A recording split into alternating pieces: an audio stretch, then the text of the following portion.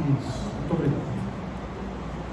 Meus irmãos, então, como eu estava falando lá no início, vocês não trouxeram os ramos, evidentemente, mas eu quero aqui falar um pouquinho sobre esse dia em que Jesus foi recebido em Jerusalém com ramos e com festas. Mateus capítulo 21. Mateus capítulo 21.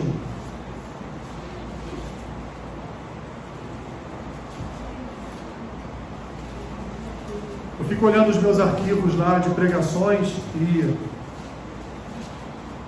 e essas datas específicas, principalmente a Páscoa, né? Não tem como você fugir, né? O domingo que antecede o domingo da Páscoa é o domingo de Ramos e a gente tem que pregar aquilo que aconteceu, não é isso? E no domingo de Páscoa a mesma coisa, a respeito da ressurreição. E é bom para que nós não venhamos a nos esquecer da obra de Cristo e do quanto nós também, meus irmãos, podemos hoje estar dando glórias a Deus e podemos amanhã estar murmurando contra o Senhor. Verdade? Então Mateus capítulo 21, do versículo 1 a 11, diz assim: Quando se aproximaram de Jerusalém e chegaram a Betfagé, ao Monte das Oliveiras, enviou Jesus 2 discípulos, dizendo-lhes: Ide à aldeia que está aí adiante de vós, e logo achareis presa uma jumenta, e com ela um jumentinho. Desprendei-a e trazei-nos. E se alguém vos disser alguma coisa, respondei-lhe que o Senhor precisa deles, e logo os enviará. Ora, isto aconteceu para se cumprir o que foi dito por intermédio do profeta: Dizei à filha de Sião: Eis aí te vem o teu rei, humilde, montado em jumento, num jumentinho, cria de animal de carga. Indo os discípulos, e tendo feito como Jesus lhes ordenara, trouxeram a jumenta e o jumentinho. Então puseram em cima deles as suas vestes, e sobre elas Jesus montou. E a maior parte da multidão estendeu as suas vestes pelo caminho, e outros cortavam ramos de árvores, espalhando-os pela estrada. E as multidões, tanto as que o precediam como as que o seguiam, clamavam, dizendo: Hosana ao filho de Davi, bendito que vem em nome do Senhor, Hosana nas maiores alturas. E entrando ele em Jerusalém, toda a cidade se alvoroçou e perguntavam: quem é este? E as multidões clamavam: este é o profeta Jesus de Nazaré da Galiléia. Pai Santo, fala ao nosso coração nesta manhã, através desta porção da Tua Palavra, o que nós te pedimos e oramos assim no nome de Jesus. Amém. Deixe sentados.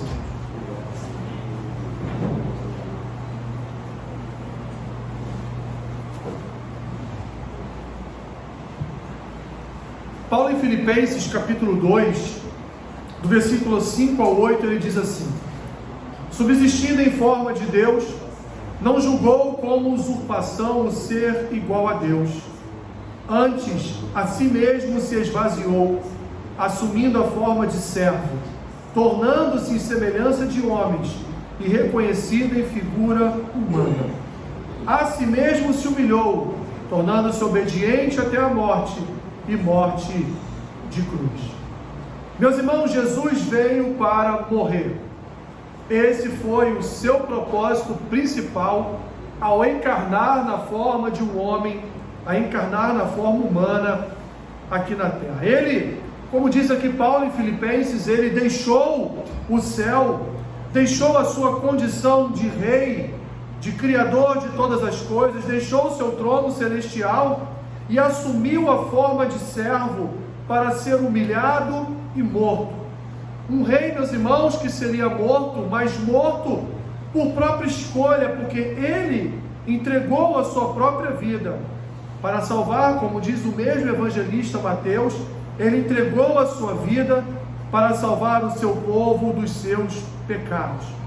Esse mesmo povo, meus irmãos, que agora festejava a sua entrada pelas portas de Jerusalém, seria um povo que alguns minutos, algumas horas depois, seria ali o causador da sua escolha para estar naquele madeiro. Esse texto que acabamos de ler, ele inicia a última semana de Jesus como homem nesta terra.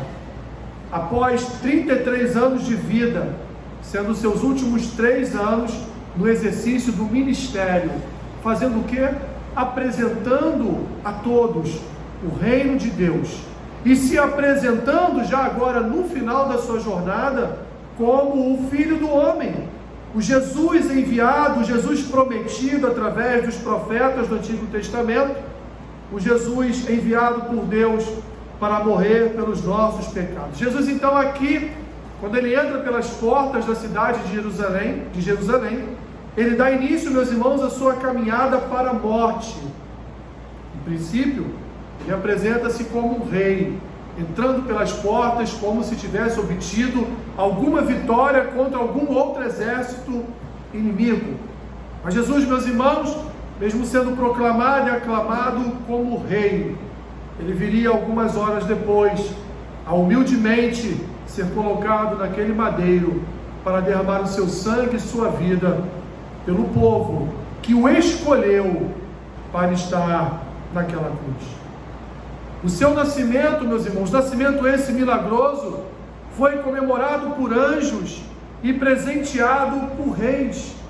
Sua intimidade com Deus desde a sua adolescência, sua confirmação como filho de Deus no seu batismo e também lá no seu momento em que foi transfigurado, no momento da transfiguração, sua aprovação na tentação, seus sinais, seus milagres, o vinho no casamento, multiplicação de pães e peixes para todo aquele povo, a conversão da mulher samaritana, o ressuscitar do seu amigo Lázaro, suas curas e suas instruções serviriam agora, meus irmãos, somente como atos ou fontes de fé para os seus discípulos que estão agora diante da maior das obras de Jesus, a sua morte e a sua ressurreição.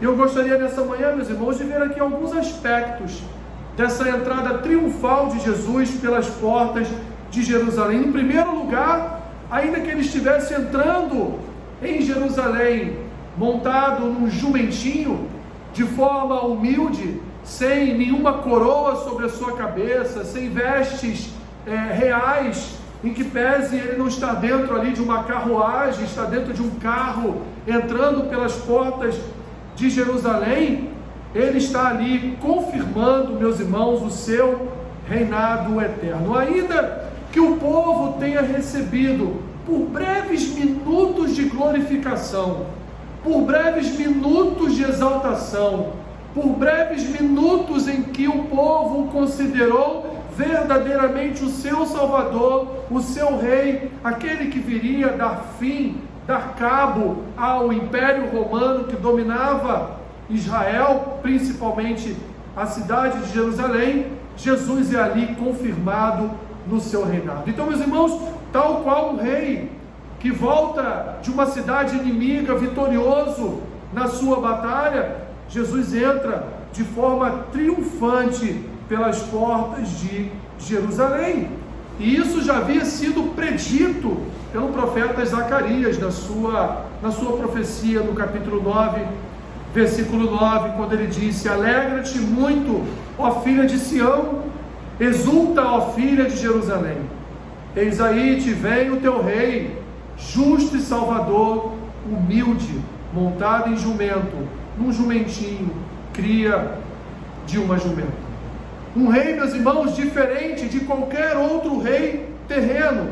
Um rei que não queria dar demonstrações de poder, que não queria transmitir suas demonstrações de autoridade, não, mas um rei que estava entrando por aquelas portas, querendo dizer para aquele povo: eu reinarei sobre vocês, mas eu, como rei, preciso antes me fazer de servo, preciso antes entregar a minha vida.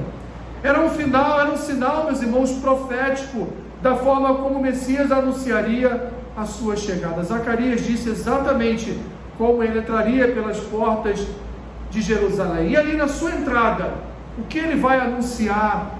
Ele vai anunciar, meus irmãos, que ele não seria um rei comum. O jumentinho, inclusive, confirma que ele não seria um rei comum, ou dentro da história dos reis da humanidade, Você conhece algum rei que tenha voltado de uma batalha ou que tenha reentrado na sua cidade montado num jumento? Você não verá isso. Você verá os reis voltando em carruagens ou em grandes cavalos, mas montado num jumentinho, montado num animal que servia apenas de transporte de um lugar para o outro, carregando peso de carga. Não, você não verá isso. Por isso que Jesus não seria um rei comum. E a sua humildade, meus irmãos, estaria ali relacionada à proximidade que ele teria com o povo. Era um rei sem pompas. Era um rei que tinha contato com o povo, tocava no povo, falava com o povo, proclamava para o povo uma palavra. A verdade de Jesus estaria ali então para servir o povo, mas servir o povo de que forma? Servir o povo com a sua própria vida. Servir ao povo com o derramar do seu próprio sangue. Qual rei, meus irmãos, qual rei terreno seria capaz de entregar a sua vida, derramar a sua vida para salvar o seu povo? Nenhum nunca fez isso. Ele queria salvar o seu reinado, salvar a sua cidade, salvar a sua vida de rei. Mas a preocupação, não muito diferente do que nós vemos nos governos hoje em dia, né? A sua preocupação nunca foi com o povo, mas sim com a sua posição de rei, com a sua cidade que não poderia ser perdida. Depois de tantas e tantas dinastias de reis, eles não poderiam perder. Veja lá, né, a realeza inglesa que não larga o osso de jeito nenhum, né? Pensávamos que a rainha morreu, acabou, né? A rainha morreu, então lá eles, o Charles segurando naquela coroa, não larga de jeito. Daqui a pouco são seus filhos, netos, bisnetos, porque é muito bom, deve ser muito bom ser rei, né? Deve ser muito bom morar no palácio de Buckingham, usufruir de todos os benefícios de uma vida real. A Inglaterra pode passar por todos os sufocos, mas o rei não, a rainha não, né? Eles têm os seus aviões, seus helicópteros, seus navios, eles vão para todo lugar no mundo, não é verdade? E nem precisa, às vezes, de dinheiro da coroa britânica, porque os Estados Unidos bancam, outros países bancam, porque adoram essa figura real. Mas não, meus irmãos, Jesus não queria ser bancado pelo povo. Jesus não queria as finanças do povo. Jesus não queria o dinheiro do povo. Jesus não queria um reinado em Jerusalém. Jesus queria um reinado sobre a vida do seu povo. Jesus queria reinar no coração do seu povo. Jesus não queria reinar nos impostos do seu povo. Jesus não queria reinar no castelo construído pelo seu povo. Jesus queria reinar no coração do seu povo. Ao entrar em Jerusalém desta forma, meus irmãos, portanto, Jesus confirma a sua realeza. Ele é inclusive cantado como filho de Davi. Quando nós olhamos para estas datas, né, quando nos encaminhamos para a igreja nesse domingo que é conhecido como domingo dos Ramos, né, o domingo de Ramos, e passamos pelas ruas e vemos tantas pessoas carregando seus raminhos para a igreja, né? Ao comemorarmos esta data, meus irmãos, nós estamos aqui dizendo que Jesus, ele é rei. Só ouvi dois amém. Glória a Deus. Quando nós falamos deste dia triunfal em que ele entrou pelas portas de Jerusalém, quando nós pregamos isso no domingo que antecede o domingo da sua ressurreição, nós estamos aqui proclamando que Jesus, meus irmãos, ele é o nosso rei. Glória a Deus. Ele é o nosso Senhor. Nós reafirmamos a nossa condição de súditos do seu reino, como dizemos na própria oração do Pai Nosso, que proclamamos e fazemos aqui no todo final de culto: pois teu é o reino, o poder e a glória para sempre. No entanto, meus irmãos, horas depois desse episódio, horas depois dessa proclamação de Jesus como rei daquele povo, esse mesmo povo que o glorificou como rei pediria a sua morte. Os gritos, os cânticos de Hosana nas maiores alturas, a sua identidade ligada ao rei Davi, tudo isso, meus irmãos, todo esse ambiente de festa, de comemoração pela vitória e chegada do rei, seriam substituídos pelos gritos de crucificam. Por isso, meus irmãos, que eu coloquei como o título desta mensagem, do ramo à cruz. Porque aqui nós vemos, meus irmãos, vemos Jesus sendo recebido com ramos, e vamos ver, meus irmãos, no domingo que vem, na sua morte e ressurreição, Jesus sendo condenado pelos nossos pecados, pregado no madeiro, com já quase ninguém ali perto da cruz, observando a sua morte. Mas esse texto também nos ensina, meus irmãos, que Jesus é o motivo da nossa alegria. E não estou falando daquele corinho aí, né? Jesus é o motivo. Jesus é o motivo da nossa alegria, né? O povo expressou essa alegria, meus irmãos, não só aqui no capítulo 21 de Mateus, mas o povo expressou sua alegria. Já havia centenas e centenas de anos atrás expressado a sua alegria no salmo que nós fizemos a leitura. Qual o salmo que nós lemos?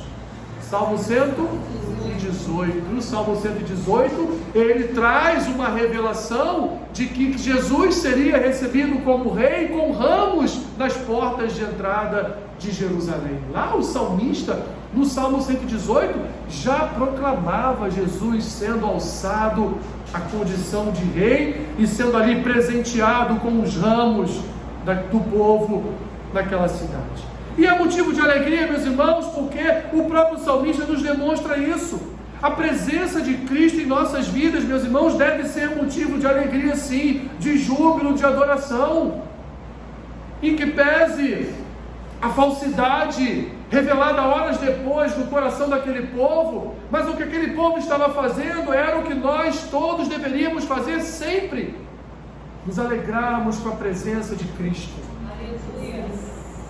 Colocarmos de fato diante dele ramos, depositarmos diante dele nossas vestes, para que ele entre, para que ele tome posse, como João expressa na sua primeira epístola, no capítulo 1, versículo 1 ao 4, ele diz: o que era desde o princípio, o que temos ouvido, o que temos visto com os nossos próprios olhos, o que contemplamos e as nossas mãos apalparam, com respeito ao verbo da vida, e a vida se manifestou, e nós a temos visto, e dela damos testemunho, e vô-la anunciamos. O que nós anunciamos? A vida eterna, a qual estava com o Pai, e nos foi manifestada. O que temos visto e ouvido, anunciamos também a vós outros, para que vós igualmente mantenhais comunhão conosco. Ora, a nossa comunhão é com o Pai e com seu Filho Jesus Cristo. E estas coisas, pois, vos escreveremos, para que a nossa alegria seja completa. Aleluia. O apóstolo João, ele vai trazer na sua primeira carta, na sua primeira epístola, o motivo, meus irmãos, de nós nos alegrarmos. Nós nos alegramos porque nós temos comunhão com o Pai e com seu Filho Jesus Cristo, e nós proclamamos o Pai e o Filho através do Espírito. E o que mais nós queremos, meus irmãos, para nutrir um coração alegre diante de Deus? Eu sei, os desafios desta vida nos impõem muitos momentos de tristeza, muitos momentos de solidão, muitos momentos de medo, muitos momentos de incertezas. Mas, meus irmãos, em que pese as incertezas, as tribulações, os problemas, as enfermidades, nós temos motivo para nos alegrarmos, porque nós sabemos que o nosso Redentor vive, como Jó descobriu. Ele vive e sustenta as nossas vidas. Glória a Deus. Quantas coisas, meus irmãos, nós já passamos em nossas vidas. Quantas dores, quantos sofrimentos, quantas mágoas. E se chegamos até aqui, chegamos, porque até aqui o Senhor tem nos ajudado. Aleluia. Isso é motivo de alegria. Isso é motivo, meus irmãos, de regozijo. Porque nós temos um Senhor que morreu por nós. E a sua entrada pelas portas de Jerusalém não anunciam só um reinado eterno. Não anunciam só um rei humilde que vai entregar a sua vida para o seu povo, mas anuncia também, meus irmãos, que há uma salvação, anuncia que há uma esperança.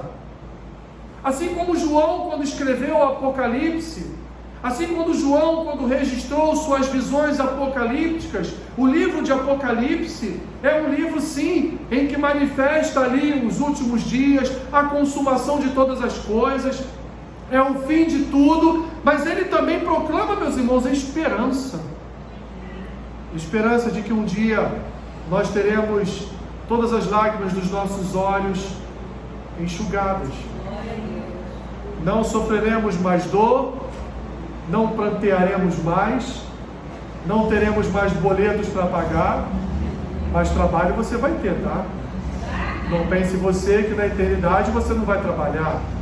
Vai ter trabalho não como o nosso. O nosso trabalho será diante do Senhor eternamente, para todo sempre. O rei chegou para quê, meus irmãos? Por que Jesus entrou pelas portas de Jerusalém? Para salvar o seu povo. Eu fico às vezes imaginando, quando eu vejo esse cenário, Jesus sentado naquele jumento, entrando, tentando demonstrar uma certa alegria por estar sendo recebido como rei, por estar sendo recebido alegremente pelo seu povo. Mas imagine um só momento, meus irmãos, se você entra pelas portas de uma cidade, sendo proclamado, aclamado, exaltado, glorificado, honrado, mas você já sabe no seu coração que daqui a algumas horas, aquele mesmo povo que te chama de rei e senhor, vai te chamar de bandido, porque vai trocar a sua vida pela vida de um homicida, de um assassino, de um bandido. Você, sei que isso nunca aconteceu com você, porque todo mundo gosta de vocês, graças a Deus por isso, né? Mas imagina a sensação daquele familiar, que todo mundo na família não gosta dele, mas aí tem aquelas benditas festas familiares, né? E nós temos que seguir o protocolo social, né? A gente tem que estar lá, porque se nós não estivermos, vai ficar feio a nossa ausência. E aí está todo mundo reunido, e aí chega aquele parente que ninguém gosta.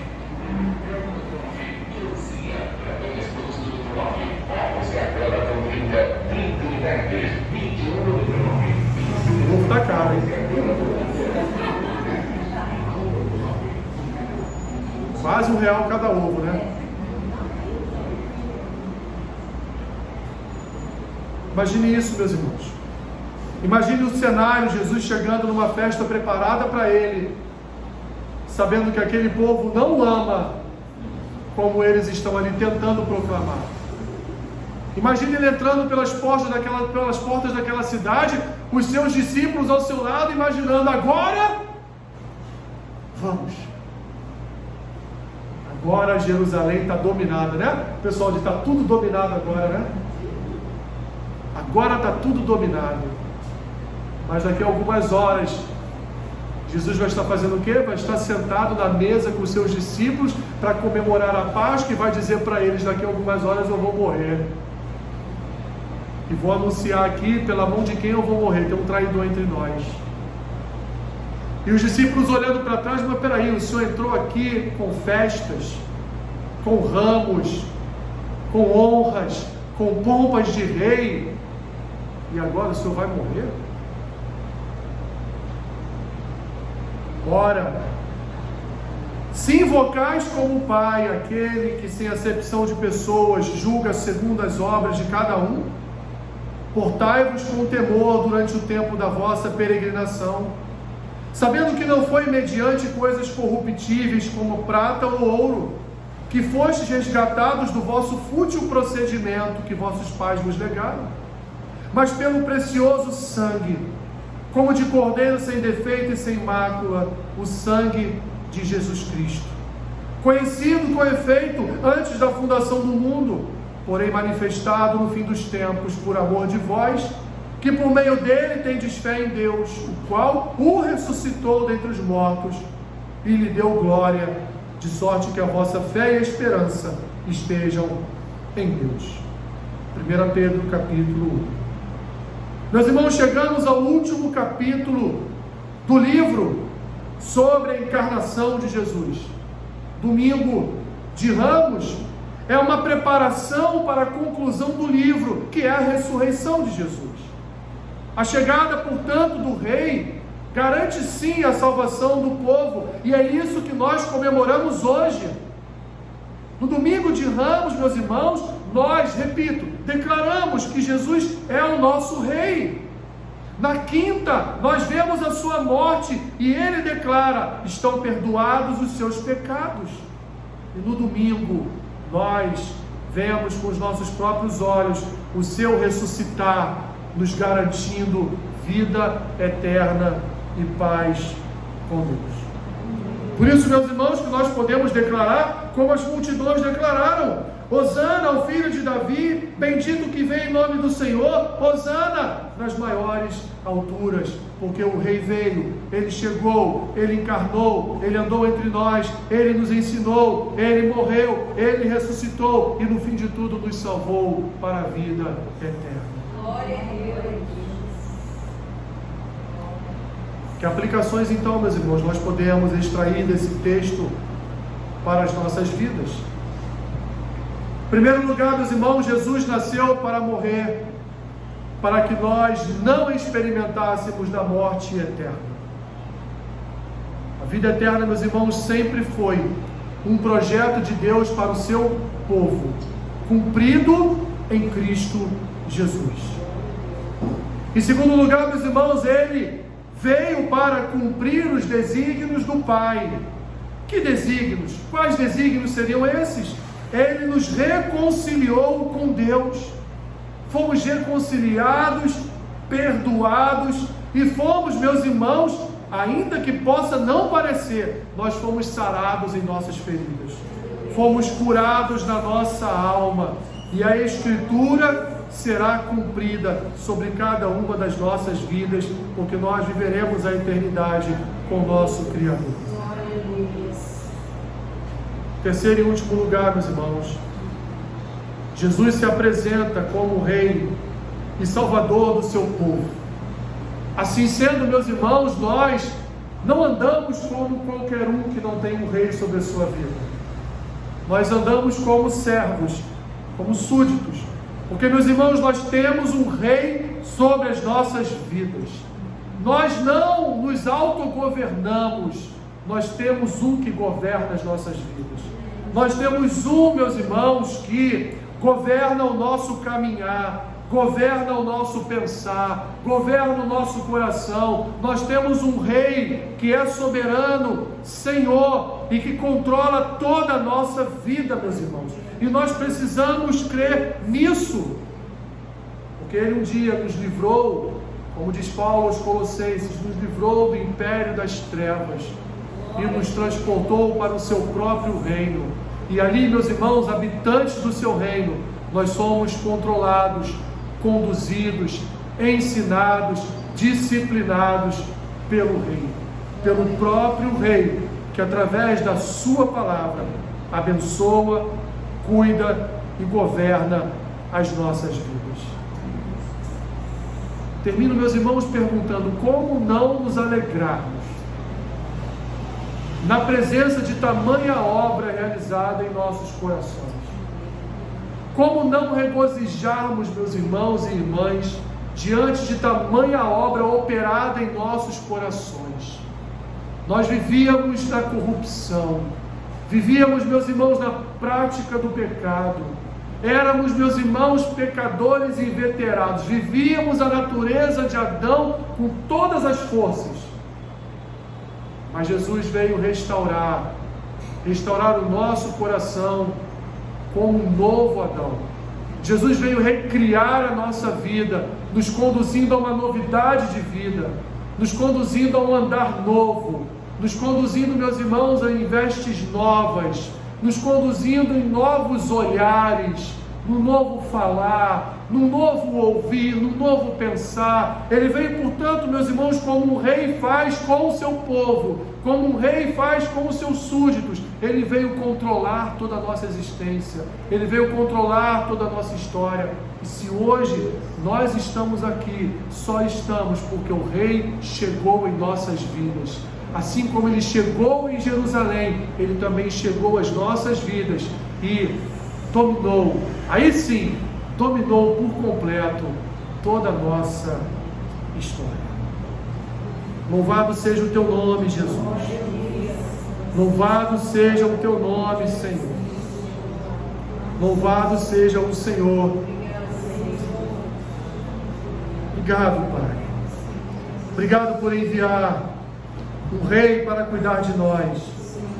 Obrigado por enviar um Senhor que cuida das nossas vidas, que é soberano e reina sobre cada um de nós. Obrigado, Senhor, porque Tu tem cuidado de nós. Continua, Senhor, avivando o coração do Teu povo com alegria e com paz, para que possamos permanecer na Tua presença, nosso Rei e nosso Senhor. Receba o nosso louvor e a nossa adoração nesta manhã, em nome de Jesus, em nome de Jesus. Amém. Amém.